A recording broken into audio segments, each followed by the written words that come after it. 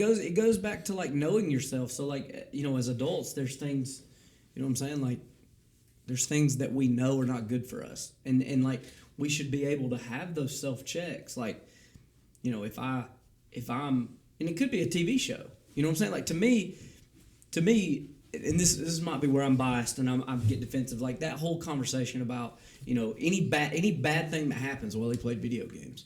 Well, there's a large majority of us that play video games and we've never committed a crime, you know? So, you know, entertainment in general, you know, like if there's a show that affects me with my friends because now I'm trying to imitate, which happens, you know, we get so drawn into this show or we get sucked into these characters, or people that read a bunch, you know, that people that read certain novels, if they get so attached to the story, if it affects them outside of their reading. Has that ever happened to you? No. Well, I mean, it's happened to me. Hunger Games it did. Hunger Games, I was in it. You know what I'm saying? Like Hunger Games is the only books where I was like, I'm there. Like, and this is funny. This is how I knew that those books affected me more than any other video game ever has, period. And this is why. So when I got hooked on Hunger Games,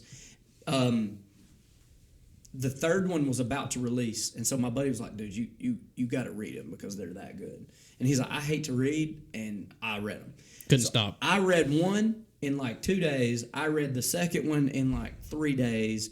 And then like the next Tuesday, the third book dropped, and I went to Books A Million and I bought it. It's the only book I've ever like went on release day and bought. The way the third book started, because it was like it started, and I was so into that story for whatever reason. When I started the third book, I got like 1 or 2 chapters into the third book, and I went. I'll never forget. I was sitting in my recliner at the time me and Mallory lived in a trailer in Auburn. And I remember I got about 2 or 3 chapters into that third book, and I went, I can't do this. Yeah, I've got to stop. I've got to stop. Yeah. Like, I'm like...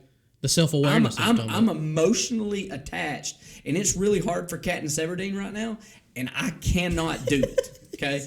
She's in this bunker, and things are really bad, and things are hard, and you know what I did? Wow. I closed the book.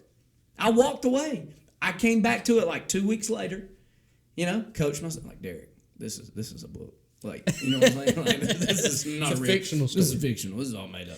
And I came back and I finished the books. You know what I'm saying? Like, that self-awareness. It's funny you mentioned, like, you familiar with War of the Worlds? Yes. Tom Cruise made the movie? Yes. I can't remember who wrote that, but when he wrote that book, when it came out, like... Charles Heston?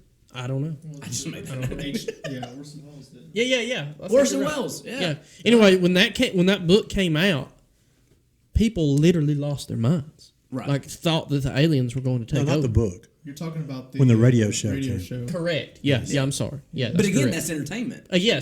Same mode. You know, like that. It's because they got too deep in it. Yeah. H.G. Wells wrote it. H.G. Wells. Yeah. I mean.